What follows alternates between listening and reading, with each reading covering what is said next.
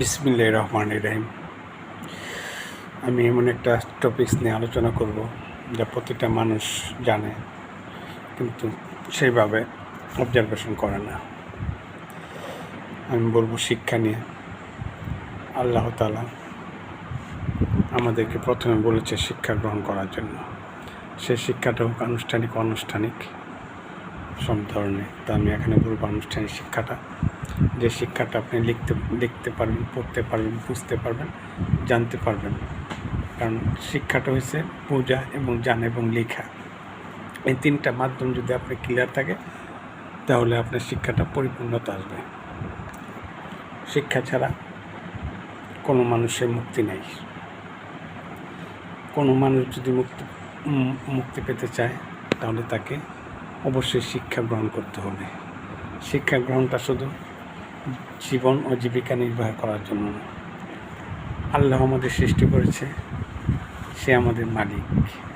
তার আদেশ নির্দেশ মতো পরিচালিত হতে হলে, তার হুকুম বাস্তবায়িত করতে হলে আমাদের শিক্ষা গ্রহণ করতে হবে। এই শিক্ষা গ্রহণ ছাড়া আল্লাহর আদেশ এবং নির্দেশ মান্য করাটা কঠিন।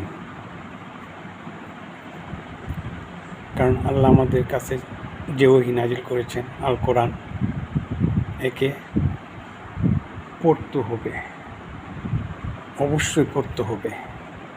প্রত্যেকটা মুমিন এবং মুসলমানদের কর্তব্য আল্লাহর কোরআনটাকে বুঝে পড়া।